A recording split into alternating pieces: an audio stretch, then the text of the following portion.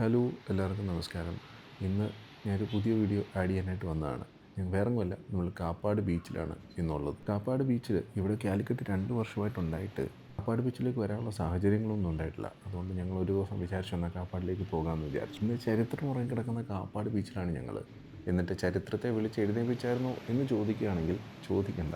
ഞങ്ങൾ പോയ കാഴ്ചകളും കണ്ട കാഴ്ചകളും ഒന്ന് പകർത്തുന്നു എന്ന് മാത്രമേ ഉള്ളൂ.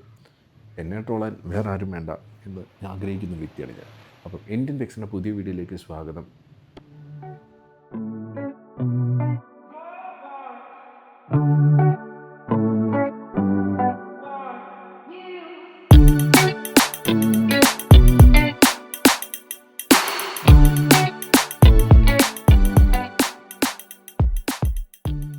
നല്ല രീതിയിൽ തിരയടിക്കുന്നുണ്ട്. കാപ്പാടിലേക്ക് വരുന്ന വഴിയിൽ ഇതാണ് സ്റ്റാർട്ടിങ് ഏരിയ. ഒരു റോഡ് കയറി തിരിഞ്ഞ് കഴിയുമ്പോൾ തന്നെ കാണുന്ന കാഴ്ചയാണ്. ഞാൻ ആദ്യം വിചാരിച്ചു ഇനി ഇങ്ങനെ തിരയടിച്ച് പോകുന്നതേ ഉള്ളൂ, വലിയ കുഴപ്പങ്ങളില്ല, അത്രത്തോളം വെള്ളമല്ലേ വരത്തുള്ളൂ എന്നൊക്കെ. അവിടെ കുറേ കുഞ്ഞുങ്ങൾ കിടന്ന് ഓടുന്നുണ്ട്.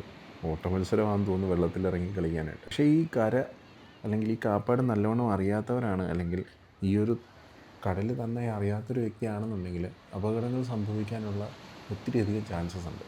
ഇങ്ങനെ നല്ല തിര അടിക്കുന്നതുകൊണ്ട് തന്നെ ആയിരിക്കാം കല്ലിട്ട് പാകിയിരിക്കുന്ന കടൽ തിട്ടകളൊക്കെ നമുക്കിവിടെ കാണാൻ കഴിയും. ഈ റോഡിനോട് ചേർന്നിട്ട് തന്നെ ഒത്തിരിയധികം കല്ലുകൾ നല്ല രീതിയിൽ പാകിയിട്ടുണ്ട്. തിര കാണുമ്പോൾ തന്നെ അറിയാമല്ലോ, നല്ല രീതിയിൽ തിരയടിക്കുന്നുണ്ട്. ഞങ്ങൾ അവിടെ നിന്ന് കുറച്ച് മുമ്പോട്ട് വന്നപ്പോൾ തന്നെ കുറേ ബോട്ടുകളൊക്കെ അവിടെ ഇങ്ങനെ ചാരി നിർത്തിയിരിക്കുന്നു. ഇവിടുന്ന് ഫിഷിംഗ് ബോട്ടുകളാണെന്ന് തോന്നുന്നു. അധികം ആഴത്തിലേക്ക് പോകാതെ മീൻ പിടിക്കുന്ന ബോട്ടുകളാണെന്ന് തോന്നുന്നു. കുഞ്ഞൻ അതുവഴി ഇതുവഴി ഓടി നടക്കുന്നു. ഞങ്ങൾ ഈ കല്ല് പാകിയ പാതയിൽ കൂടെ നടന്നു പോകുമ്പം നമുക്ക് ഇതിൻ്റെ എൻട്രി കിട്ടണമെന്നുണ്ടെങ്കിൽ കുറച്ചുകൂടെ മുമ്പോട്ട് പോകണം കേട്ടോ. പക്ഷേ ഇനി ആരെങ്കിലും കാപ്പാട് ചെല്ലുന്നുണ്ടെങ്കിൽ അതിൻ്റെ മെയിൻ എൻട്രിയുടെ അവിടെ തന്നെ വണ്ടി പാർക്ക് ചെയ്തിട്ട് കയറിപ്പോകാനായിട്ട് ശ്രമിക്കുക. അല്ലെങ്കിൽ ഇവിടെ നിന്ന് ഒത്തിരി നടക്കേണ്ടതായിട്ട് വരും. എറൗണ്ട് 500 or 600 മീറ്റേഴ്സോളം ഇവിടെ നിന്ന് നടക്കേണ്ടതായിട്ടുണ്ട്. അതുകൊണ്ട് തന്നെ ഞങ്ങൾ വണ്ടി അവിടെ തന്നെ പാർക്ക് ചെയ്തിട്ട് പെട്ടെന്ന് തന്നെ എൻട്രി കിട്ടുമെന്ന് വിചാരിച്ചാണ് നടന്നത്. പിന്നീട് തിരികെ പോയി വണ്ടി എടുക്കുകയൊന്നും ചെയ്തില്ല. കുഞ്ഞിൻ്റെ കൈ പിടിച്ച് ഞങ്ങളങ്ങ് നടന്നു പോയി. മുമ്പോട്ട് ചെല്ലും തോറും പിന്നെയും നടക്കണം എന്നുള്ളൊരു ചിന്ത മനസ്സിൽ വരുന്നത്. ഇവിടെ എങ്ങും ഓപ്പണിംഗ് ഇല്ല. ഇവിടെ ഓപ്പണിംഗ് ഉണ്ടായിരുന്നെങ്കിൽ നല്ലതായിരുന്നു. പക്ഷേ അത്രയും സെക്യൂരിറ്റീസൊക്കെ ഉണ്ടല്ലോ. പോകുന്ന വഴിയിൽ ഇതുപോലുള്ള എന്തോ ചെടി കണ്ടു. നല്ല ചെടിയാണെന്ന് തോന്നുന്നു. പക്ഷേ എന്താണെന്ന് എനിക്ക് പേരറിയത്തില്ല. പേരറിയാവുന്നവർ കമൻറ്റ് ചെയ്യുക. സൈഡിൽ ചെറിയ കടകൾ ഷീറ്റൊക്കെ ഇട്ട് മൂടിയിരിക്കുന്നു. ആ മൂടുമ്പോൾ തന്നെ അപ്പുറത്ത് കുറേ കടകൾ തുറന്നിട്ടുമുണ്ട്. ഒത്തിരി അധികം കടകളൊന്നും ഇല്ല കേട്ടോ. ഇവിടെ ബീച്ചിനകത്തോട്ടും കടകളൊന്നും കണ്ടതായിട്ട് എനിക്ക് ഓർമ്മയില്ല. ബീച്ചിലൊന്നും കടകളില്ല. കാരണം ഇതിനകത്ത് കയറണമെങ്കിൽ തന്നെ പാസ് എടുത്തിട്ട് വേണം കയറാൻ. ചരിത്രം ഇറങ്ങി കിടക്കുന്ന കടയിൽ കാണണമെന്നുണ്ടെങ്കിൽ പാസ് എടുത്ത് കയറേണ്ട കാര്യമൊക്കെ ഉണ്ട് കേട്ടോ. അതുകൊണ്ട് തന്നെ നല്ല വൃത്തിക്കാണ് അവർ സൂക്ഷിച്ചിരിക്കുന്നത്. നമ്മുടെ സാധാ പ്ലാസ്റ്റിക്കും അതും ഇതൊന്നും അവിടെ ഇടുവാനായിട്ട് അവർ സമ്മതിക്കത്തുമില്ല. ചിലയിടത്തൊക്കെ പൊട്ടിപ്പൊളിഞ്ഞ ഒരു ഇതൊക്കെ നമുക്ക് കാണാം. പക്ഷേ അതുവഴിയൊന്നും അകത്തോട്ട് കയറാനൊന്നും പറ്റത്തില്ല. ഇവിടെ ആളുകളെല്ലാം തന്നെ ഈ സൈഡിൽ കടയുള്ളവർ പോലും നല്ല രീതിയിൽ തന്നെയാണ് അത് മെയിൻറ്റെയിൻ ചെയ്യാൻ ആഗ്രഹിക്കുന്നത്. ഈ ഗേറ്റിൽ കൂടെ കയറാൻ കഴിയത്തില്ല, ഈ ഗേറ്റ് എപ്പോഴും ക്ലോസ് ആയിരിക്കും എന്ന് പറയും. പിന്നെയും നമ്മൾ മുമ്പോട്ട് പോകണം. ഇതാണ് ഇതിൻ്റെ കവാടം. ഈ കവാടത്തിൽ തന്നെ അല്ലെങ്കിൽ ഹരിത വിനോദ സഞ്ചാര കേന്ദ്രം എന്ന് എഴുതിയിട്ടുണ്ട് കാപ്പാട് ബീച്ച്. നമ്മൾ അവിടെ നിന്ന് ഒരാൾക്കൊരു 15 രൂപ 20 രൂപയോളം അടുത്ത് ടിക്കറ്റ് ഉണ്ടായിരുന്നു. നമ്മൾ കയറി കണ്ട് ആ കയറുമ്പോൾ തന്നെ ഒരു വാസ്കോഡ ഗാമയുടെയൊക്കെ ഉള്ളൊരു ഫലകം അവിടെ വെച്ചിട്ടുണ്ട് കേട്ടോ. അതിലേക്ക് കുഞ്ഞിനിങ്ങനെ പോയി അവിടെ ഇരിക്കലും ഒക്കെ പരിപാടിയായിരുന്നു. ആദ്യമായിട്ടാണ് ഇങ്ങനൊരു സംഭവത്തിൽ ഇപ്പോൾ അവിടെ ഇരിക്കുന്നത്. ചരിത്രം സൃഷ്ടിക്കാനാണെന്ന് തോന്നുന്നു. എന്തായാലും തന്നെ നമുക്കതിൻ്റെ കുറച്ച് ചരിത്രങ്ങളിലേക്ക് പോകാം. കേരളത്തിലെ കോഴിക്കോട് ജില്ലയിൽ ചരിത്രപ്രധാനമായ കടത്തിലുമാണ് കൊയിലാണ്ടിക്കടുത്തുള്ള കാപ്പാട് കടപ്പുറം കേട്ടോ. പോർച്ചുഗീസ് കപ്പിത്താനായ വാസ്കോഡ ഗാമയുടെ നേതൃത്വത്തിലുള്ള വാണിജ്യ സംഘം 1498 ഇവിടെ എത്തി. വാസ്കോഡ ഗാമ ഇവിടെ കപ്പലിറങ്ങി എന്ന പേരിൽ ഈ തീരം പ്രസിദ്ധമായെങ്കിലും ഇവിടെ നിന്ന് ഏതാനും നാഴിക വടക്കോട്ട് മാറി പന്തലായനി കടപ്പുറത്താണ് ഇറങ്ങിയെന്നാണ് ആളുകൾ അല്ലെങ്കിൽ ചരിത്രകാരന്മാർ വിശ്വസിക്കുന്നത്. വിനോദസഞ്ചാരികളെ ആകർഷിക്കുന്ന കടൽ തീരവും പാറക്കെട്ടുകൾ കൊണ്ട് പ്രസിദ്ധമാണിപ്പോൾ. തദ്ദേശീയർക്കിടയിൽ ഈ സ്ഥലം കപ്പക്കടവ് എന്നറിയപ്പെടുന്നു. 2020 പരിസ്ഥിതി സൗഹൃദ ബീച്ചുകൾക്ക് നൽകുന്ന രാജ്യാന്തര ബ്ലൂ ഫ്ലാഗ് സർട്ടിഫിക്കറ്റ് രാജ്യത്ത് 8 തീരങ്ങളോടൊപ്പം കാപ്പാട് തീരത്തെയും തിരഞ്ഞെടുത്തിട്ടുണ്ട്. പോർച്ചുഗീസ് നാവികനായ വാസ്കോഡ ഗാമ ഇവിടെ 1498 മെയ് 27-ന് 170 നാവികരും ഒത്ത് കപ്പലിറങ്ങുകയായിരുന്നു. ഇന്ത്യയും യൂറോപ്പും തമ്മിലുള്ള നീണ്ടതും കോളിളക്കം നിറഞ്ഞതുമായ രാഷ്ട്രീയ ബന്ധത്തിൻ്റെ തുടക്കമായിരുന്നു അത്. ഇന്ത്യയിലെ സുഗന്ധവ്യഞ്ജനങ്ങളും സമ്പത്തുമായിരുന്ന പുരാതന കാലം മുതൽക്കേ തന്നെ അറബികൾ, ഫിനീഷ്യർ, ഗ്രീക്കുകാർ, റോമക്കാർ, പിൽക്കാലത്ത് പോർച്ചുഗീസുകാർ, ഡച്ചുകാർ, ഇംഗ്ലീഷുകാർ, ഫ്രഞ്ചുകാർ തുടങ്ങിയവരെ ഇങ്ങോട്ട് ആകർഷിച്ചത് ഈ ഒരു നമ്മുടെ സമ്പത്ത് തന്നെയായിരുന്നു. വാസ്കോഡ ഗാമ കപ്പലിറങ്ങിയതിൻ്റെ ഓർമ്മയ്ക്കായിട്ട് സമീപകാലത്തുണ്ടാക്കിയ ഒരു ചെറിയ സ്മാരകം ഇവിടെയുണ്ട്. അതാണ് ഞാൻ ആദ്യമേ കാണിച്ചത്. എങ്കിൽ വാസ്കോഡ ഗാമ ഈ കപ്പക്കടവിൽ 1498 കപ്പലിറങ്ങി എന്ന് ഈ സ്മാരകത്തിൽ എഴുതിയിരിക്കുന്നു. വാസ്കോഡ ഗാമയുടെ യാത്ര യൂറോപ്പുമാർക്ക് മലബാർ തീരത്തേക്ക് സമുദ്രമാർഗം നൽകി. ഇന്ത്യയിലെ 450 വർഷത്തോളം നീണ്ട യൂറോപ്യൻ അധിനിവേശത്തിനും ഇത് കാരണമായി. വാസ്കോഡ ഗാമ കപ്പലിറങ്ങുമ്പോൾ കോഴിക്കോട് ഭരിച്ചിരിക്കുന്ന ശക്തരായ സാമൂതിരിമാരായിരുന്നു കേട്ടോ. മലബാർ അന്ന് സുഗന്ധവ്യഞ്ജനങ്ങൾ, കാലിക്കോ പട്ടുതുണികൾ എന്നിവയ്ക്ക് പ്രശസ്തവുമായിരുന്നു. ദിനംപ്രതി നൂറുകണക്കിന് ആളുകൾ സന്ദർശിക്കുന്ന ഒരു പ്രധാന ടൂറിസ്റ്റ് കേന്ദ്രമാണ് കാപ്പാട്. മലബാറിലെ പ്രദേശങ്ങൾ സന്ദർശിക്കുന്ന സ്വദേശികളും വിദേശികളുമായ ടൂറിസ്റ്റുകൾ അവരുടെ സന്ദർശന പട്ടികയിൽ ഒരു പ്രധാന വിനോദസഞ്ചാര കേന്ദ്രമായി കാപ്പാടിനെ പരിഗണിക്കുന്നുണ്ട്. തദ്ദേശീയരും സമീപ പ്രദേശങ്ങളിലുള്ളവരും വൈകുന്നേരങ്ങളെ ഒരു വിശ്രമ കേന്ദ്രമായി കാപ്പാടിനെ കണക്കാക്കുന്നു. സഞ്ചാരികളെ ആകർഷിക്കാൻ തക്ക സൗന്ദര്യവും വിസ്തൃതമായ കടൽ തീരം കൊണ്ട് അനുഗ്രഹീതമാണ് കാപ്പാട്. വാസ്കോഡ ഗാമയെ ഓർക്കുന്നതിനായിട്ട് ഒരു സ്മാരകം അല്ലെങ്കിൽ ബീച്ചിൻ്റെ വടക്കേറ്റത്ത് കാപ്പാട് ബസാറിലേക്കുള്ള ജംഗ്ഷനിൽ ഒരു സ്മാരക സ്തൂപം സ്ഥാപിക്കുമെന്നുള്ള ടൂറിസം വകുപ്പ് ഈയിടെയായി പ്രഖ്യാപിക്കുന്നുണ്ടായിരുന്നു. കാപ്പാട് ബീച്ചിൻ്റെ വടക്ക് ഭാഗത്ത് പാറക്കെട്ടുകളും അതിനോട് ചേർന്നുള്ള ശ്രീകുറുമ്പ ക്ഷേത്രവും സന്ദർശകർക്ക് അതീവ ഹൃദയമായ കാഴ്ചയാണ്. ഉറുപൊട്ടും കാവ് എന്നറിയപ്പെടുന്ന ഒരു പുരാതന ക്ഷേത്രം തദ്ദേശീയരായ മുഗയന്മാരുടെ പ്രധാന ആരാധന കേന്ദ്രമാണ്. തെക്കുഭാഗത്ത് കാറ്റാടി മരങ്ങൾ നിറഞ്ഞ കടൽത്തീരം വിനോദസഞ്ചാരികൾക്ക് കടക്കാറ്റേറ്റ് വിശ്രമിക്കാനുള്ള സൗകര്യവും നൽകുന്നു. കേരള ടൂറിസം ഡെവലപ്മെൻറ്റ് കോർപ്പറേഷൻ പണികഴിപ്പിച്ച ഒരു റിസോർട്ട് ബീച്ചിൻ്റെ തെക്കുവശത്ത് പ്രവർത്തിക്കുന്നുണ്ട്. ചെയർമാൻ റിസോർട്ട് എന്നൊരു സ്വകാര്യ റിസോർട്ടും പണി പൂർത്തിയായി വരുന്നുണ്ട് കേട്ടോ. വൈകുന്നേരങ്ങളിൽ പ്രത്യേകിച്ച് വീക്കെൻഡുകളിലൊക്കെ ഈ ബീച്ചിൽ നല്ല തിരക്ക് ഉണ്ടാവാറുണ്ട്. ഇപ്പോൾ സഞ്ചാരികളുടെ സുരക്ഷിതത്വത്തിനായി താൽക്കാലിക പോലീസ് സംവിധാനവും ഇവിടെ ഏർപ്പെടുത്തിയിട്ടുണ്ട്. കുറേ വിമർശനങ്ങൾ ഇവിടെ ഉണ്ടെങ്കിലും അതൊന്നും വലിയ കാര്യമാക്കാതെ നമുക്ക് ഈ ഒരു ബീച്ചിൻ്റെ സൗന്ദര്യം നല്ല രീതിയിൽ നമുക്ക് ആസ്വദിക്കാനായിട്ട് പറ്റും. നമ്മുടെ സാധാ ബീച്ചുകളിലേക്ക് ഇറങ്ങുന്നത് പോലെ ഒരു വലിയ വഴിയൊന്നും നമുക്ക് ഇതിനകത്തിൽ കാണാൻ പറ്റത്തില്ലെങ്കിലും മെയിൻ അല്ലെങ്കിൽ ഫ്രണ്ടിൽ കൂടെ ഗേറ്റിൻ്റെ അവിടെ നിന്ന് കയറുമ്പോൾ കാണുന്ന ആ ഒരു ഓപ്പണിങ്ങേ ഉള്ളൂ. അവിടുന്ന് റൈറ്റിലേക്ക് വന്നു കഴിഞ്ഞാൽ ഇവിടെ നിന്ന് നടക്കാനും ഒക്കെ ആയിട്ടുള്ള സൗകര്യങ്ങളൊക്കെ ഉണ്ട്. അങ്ങനെ നടന്നു വരുമ്പോൾ നമുക്ക് സൈഡിൽ കൂടെ ബീച്ചിലേക്ക് ഇറങ്ങാം. സൈഡിൽ കൂടെ നടന്നു വരുന്ന പാതയിലേക്ക് വരുമ്പോൾ അവിടെ സ്കൂൾ കുട്ടികളൊക്കെ കൊണ്ടുവന്ന് ഇവിടെ കളിക്കുന്നതൊക്കെ നമുക്ക് കാണാനായിട്ട് കഴിയും. അവർക്കവിടെ കളി സ്ഥലങ്ങളൊക്കെ അവിടെ ഒരുക്കിയിരിക്കുന്നു. അവിടുന്ന് തന്നെ ഈ ഒരു ചെറിയ പാതയിൽ കൂടെ അങ്ങോട്ടും ഇങ്ങോട്ടും നമുക്ക് നടന്നു പോകാനും മണ്ണ് പറ്റാതെ നടന്നു പോകാനുള്ള സൗകര്യങ്ങളൊക്കെ ഉണ്ട്. എല്ലായിടത്തും കല്ല് പാകിയിട്ടുണ്ട്. ആ കല്ല് പാകിയതിനടുത്ത് തന്നെ നല്ല തണൽ മരങ്ങളും അവിടെ വെച്ചിട്ടുണ്ട്. ഈ ഇതുവഴിയാണ് നമുക്ക് നേരെ കടലിലേക്ക് ഇറങ്ങാനുള്ള മാർഗ്ഗമുള്ളത്. ആ കടലിലാണ് ശരിക്കും പറഞ്ഞു കഴിഞ്ഞാൽ ഫ്രണ്ടിൽ കൂടെ, ഞാൻ ആദ്യം പറഞ്ഞ പോലെ ഫ്രണ്ടിൽ കൂടെ ഇറങ്ങുന്നതിന് പകരം നമുക്ക് ഈ ഒരു സൈഡിൽ കൂടെ ഇറങ്ങിപ്പോകാം. ഇവിടെ പ്ലാസ്റ്റിക് വേസ്റ്റുകളൊക്കെ ബീച്ചിലൊന്നും ഇടാതിരിക്കാൻ വേണ്ടി വേസ്റ്റ് കൊട്ടകളൊക്കെ ഇവിടെ തന്നെ വെച്ചിട്ടുണ്ട് കേട്ടോ. ബിന്നുകളൊക്കെ അറേഞ്ച് ചെയ്തിട്ടുണ്ട്. ഈ ബിന്നിലിടാവുന്നതാണ്.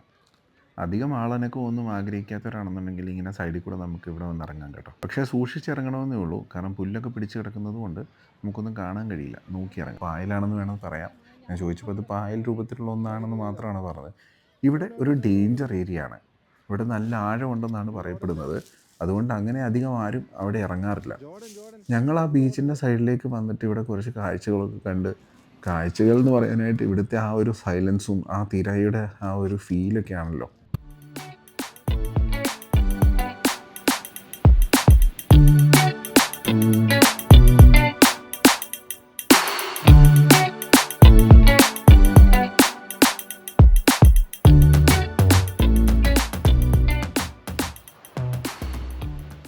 ഞങ്ങൾ ആലപ്പുഴ ബീച്ചും അങ്ങനെയുള്ള പല ബീച്ചുകളും വിസിറ്റ് ചെയ്യുമ്പോൾ കാണാത്തൊരു കാര്യം തന്നെയാണ്, ഇതിൻ്റെ ചില ഏരിയകളിൽ മാത്രമേ നമുക്ക് ആളുകളെ കാണാനായിട്ട് സാധിക്കുന്നുള്ളൂ. അതോ ഞങ്ങൾ ദിവസങ്ങളിൽ പോയതുകൊണ്ടാണോ എന്നറിയില്ല. എന്നാൽ ഇവിടെ വന്നിരിക്കുന്ന ആളുകൾ വളരെ സന്തോഷത്തോടും സമാധാനത്തോടും ഇരിക്കുന്ന കാണുമ്പോൾ പല ബീച്ചുകളെ നമ്മൾ ഓർത്തു പോകും.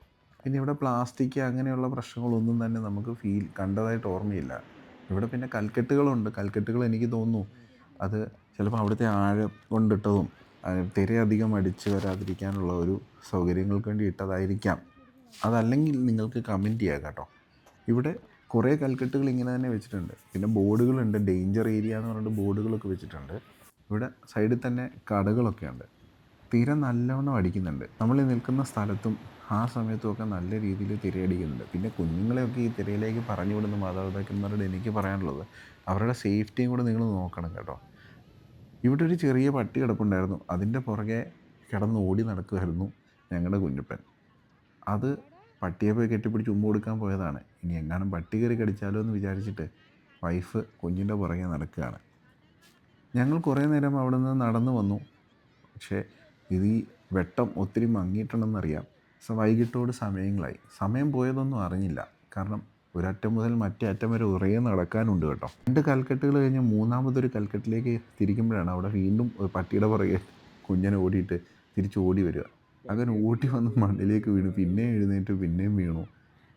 അപ്പുറത്തൂടെ വന്ന ഒരു കൊച്ചു തന്നെ അവിടെ നിന്ന് നോക്കിപ്പോയി. എന്താടാ ഇവൻ കാണിക്കുന്നത്? പക്ഷേ അവൻ്റെ കളി വേറൊന്നുമല്ല. അവൻ്റെ ചെരുപ്പ് മുഴുവൻ മണ്ണാക്കിയിട്ട് അവൻ നടക്കുക കേട്ടോ. ഞങ്ങൾ തൊട്ടടുത്ത് തന്നെ നേരെ ആ കൽക്കെട്ടിലേക്ക് കയറി. അവിടെ നിന്ന് കുറേ ആൾക്കാർ ഫോട്ടോ എടുക്കുന്നുണ്ട്. അവിടെ ആളുകളൊക്കെ ഇരിക്കുന്നുണ്ട്. പക്ഷേ ഈ കൽക്കെട്ടൊക്കെ കയറുമ്പോൾ തന്നെ നോക്കി നടക്കണം. ഇവിടെ മുകളിൽ കുറേ കല്ലുകൾ ഇങ്ങനെ കൂർത്ത കല്ലുകളായിട്ട് നിൽപ്പുണ്ട്. അതിൻ്റെ മുകളിൽ മണ്ണ് പോലെയൊക്കെ ഇട്ടിട്ടുണ്ടെങ്കിൽ പോലും ചിലതൊക്കെ നമുക്ക് നോക്കി നടന്നതിൽ തട്ടി വീഴാനും മുറിയാനൊക്കെ ഉള്ള ചാൻസസ് ഉണ്ട്. പിന്നെ കുഞ്ഞിൻ്റെ കാര്യം പറയണ്ടല്ലോ. അവന് കല്ലുന്നില്ല, മണ്ണെന്നില്ല, വെള്ളമൊന്നുമില്ല. വേണമെങ്കിൽ അവൻ ആവശ്യത്തിന് ഇവിടെ നിന്ന് എടുത്ത് കടലിലോട്ട് ചാടിയും കളയും. അങ്ങനെ അങ്ങോട്ട് ചെന്നപ്പോൾ ഇവിടെ ഫാമിലീസൊക്കെ ഉണ്ട് കേട്ടോ. ഈ സമയത്തും ഫാമിലീസൊക്കെ ഉള്ളത് നമുക്ക് നല്ലൊരു രസമാണ്. കാരണം ഇവിടെയുള്ള നാട്ടുകാരിൽ പലരും പറയുന്നൊരു കാര്യമായിരുന്നു, ഇവിടെ ഈ സദാചാര ആളുകളുണ്ട്, അവർ പ്രശ്നങ്ങൾ ഉണ്ടാക്കുമെന്നൊക്കെ. പക്ഷെ ഞങ്ങൾക്കങ്ങനെ ഫീലൊന്നും ഉണ്ടായിട്ടില്ല. ആളുകൾ ഇത്രയും ഉള്ളത് കൊണ്ട് തന്നെ ആയിരിക്കാം. പക്ഷേ ഇവരെങ്ങനെയാണ് ഉള്ളിലേക്ക് കയറുന്നതെന്നറിയില്ല. കാരണം പൈസ കൊടുത്തിട്ടാണല്ലോ അകത്തേക്ക് കയറുന്നത്. വേറെ മാർഗ്ഗങ്ങളുണ്ടാവും. നാട്ടുകാരല്ലേ, അവർക്ക് വഴികൾ ഇഷ്ടം പോലെ അറിയാമല്ലോ. ഞങ്ങളവിടെ നിൽക്കുമ്പോൾ തന്നെ നല്ല രീതിയിൽ തിരയടിക്കുന്നുണ്ട്. ഒരു കുടുംബം ഫോട്ടോ എടുക്കുന്നുണ്ട്. അവരുടെ ഇടയ്ക്കൂടെ കുഞ്ഞൻ കിടന്ന് ഓടി അവരുടെ ക്യാമറയൊക്കെ ഫുള്ള് തെറ്റിക്കുന്നുണ്ട്. ആളുകളുടെ നോട്ടവും ചാട്ടവും ഒക്കെ മാറ്റുന്നുമുണ്ട്. ആ അച്ഛൻ ഒത്തിരി കഷ്ടപ്പെട്ടു. ഞങ്ങൾ വീണ്ടും കുറച്ചുകൂടെ മുമ്പോട്ട് പോയി ആ കൽത്തിട്ടയിലൊക്കെ പോയി ജസ്റ്റ് ഒന്ന് നിന്നു കണ്ടു. കുഞ്ഞൻ മേളമാക്കിയിട്ട് ഞങ്ങൾ പെട്ടെന്ന് തന്നെ തിരിച്ചു വന്നു കേട്ടോ. അങ്ങനെ അവിടെ നിന്ന് ഞങ്ങളൊരു 3 മണിയൊക്കെ ആയപ്പോഴാണ് അവിടെ എത്തിയെങ്കിലും ഞങ്ങൾ അവിടെ നിന്ന് തിരിക്കുമ്പോൾ ഒരു 6-6:30 6:30 ആയപ്പോഴത്തേക്കും ഇവിടുത്തെ ലൈറ്റും വെട്ടവും ഒക്കെ ഒന്ന് പോയിട്ടുണ്ട്.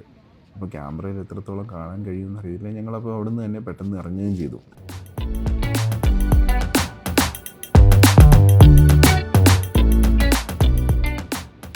ഞങ്ങൾ തിരിച്ച് നടന്നു പോകുമ്പോൾ അവിടെ കുറേ കുട്ടികൾ സ്കൂളിൽ നിന്ന് കാപ്പാട് ബീച്ച് കാണാനും അവിടുത്തെ ഗെയിംസ് കളിക്കാനൊക്കെ ആയിട്ട് വന്നിട്ടുണ്ട്.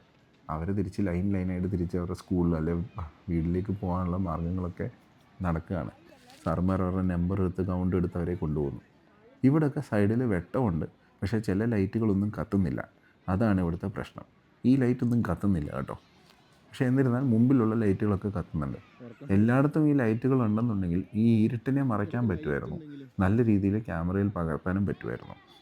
അതുവഴി നടക്കുന്ന ആളുകൾക്കും സുഖകരമായി നടക്കാൻ പറ്റും. ഞങ്ങൾ ഇവിടുന്ന് അപ്പുറത്തെ സൈഡിലേക്ക് പോയി. ഇവിടെ അടുത്തൊരു ക്യാൻറ്റീനുണ്ട്. ഈ നടുക്ക് തന്നെയാണ് ക്യാൻറ്റീൻ.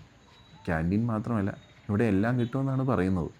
ഇതിൻ്റെ സൈഡിൽ തന്നെ ലെഫ്റ്റ് സൈഡിലായിട്ട് തന്നെ ഒരു ബോർഡ് വെച്ചിട്ടുണ്ട്. ഇവിടെ നിന്നുള്ള അടുത്ത ടൂറിസ്റ്റ് പ്ലേസിലേക്കുള്ള കിലോമീറ്റേഴ്സും വിസിറ്റ് ചെയ്യാനുള്ളതും ഇവിടെ എന്തൊക്കെ കാര്യങ്ങൾ ചെയ്യണം ചെയ്യരുത് എന്തൊക്കെ ടൂറിസ്റ്റിൻ്റെ സേഫ്റ്റി കാണിക്കുന്നതുമായ ഒരു ബോർഡാണ് ഇവിടെ അവർ വെച്ചിരിക്കുന്നത്. ഇതിനകത്തുനിന്ന് ഞങ്ങൾ കുറച്ച് ടൂറിസ്റ്റ് സ്പോട്ടുകൾ എടുത്തിട്ടുണ്ട്. ആ സ്പോട്ടിലേക്ക് പോകാൻ പറ്റുമോ എന്നറിയില്ല. എന്നിരുന്നാലും ഇന്നല്ലെങ്കിൽ നാളെ നമ്മൾ യാത്ര ചെയ്യുമെന്നുള്ള ഉറപ്പുണ്ട് കേട്ടോ. ഞങ്ങളത് എടുത്തു പകർത്തി നേരെ ഒരു 2-3 ഫോട്ടോയും എടുത്തിട്ടാണ് ഞങ്ങൾ അവിടെ നിന്ന് തിരിക്കുന്നത്. ഞാൻ പെട്ടെന്ന് തന്നെ അവിടെ നിന്ന് നേരെ റൈറ്റിലേക്ക് കടന്ന് അപ്പുറത്തെ സൈഡിലേക്ക് പോകാനായിട്ട് ശ്രമിച്ചെങ്കിലും അവിടെ ലൈറ്റിന് വെട്ടം കുറവായത് കാരണം ഇവിടെ തന്നെ ഞാൻ തിരിച്ചു വന്നു. എന്നാൽ ഇവിടെയുള്ള കുറേ ബീച്ച് എക്കോസിസ്റ്റം ഇമ്പോർട്ടൻറ്റ് കോൺടാക്റ്റ് ഇൻഫർമേഷനൊക്കെ നിങ്ങൾക്കൊന്ന് കാണിച്ചു തരാമെന്ന് വിചാരിച്ചു.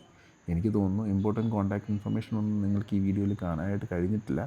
എന്നിരുന്നാൽ തന്നെ ഇനിയും പോകുമ്പോൾ ഞങ്ങളത് വീഡിയോ കണ്ടുപിടിക്കാം. അങ്ങനെ ഞങ്ങൾ അവിടെ നിന്ന് ഇറങ്ങി. ഫ്രണ്ടിൽ കുറേ ബസ്സുകൾ വന്ന് നിൽപ്പുണ്ട്. അത് സ്കൂളിൽ നിന്ന് കൊണ്ടുവന്ന കുഞ്ഞുങ്ങളുടെ ആണെന്ന് തോന്നുന്നു. ലൈറ്റുകളൊക്കെ ഇട്ട് നല്ല മിന്നിത്തിളങ്ങിയാണ് നിൽക്കുന്നത്. അത് കുഞ്ഞിനെ കാണിച്ച് മുമ്പോട്ട് പോകുമ്പോൾ ഇതിൻ്റെ മെയിൻ കവാടം ഇതാണ്. ഇവിടെയാണ് റൈറ്റ് സൈഡിലാണ് ഇവിടെ ക്യാഷ് കൗണ്ടർ ഉള്ളത്. 25 രൂപയാണ് ഇവിടുത്തെ പാസ്. കോഴിക്കോടുള്ളവർ ഇതുവരെ കാപ്പാട് ബീച്ച് വിസിറ്റ് ചെയ്യാത്തവർ വിസിറ്റ് ചെയ്യുക. അപ്പം ഇത്രയും കണ്ടതിന് നന്ദി. ലൈക്ക് ചെയ്യുക, ഷെയർ ചെയ്യുക, സബ്സ്ക്രൈബ് ചെയ്യുക. Bye bye.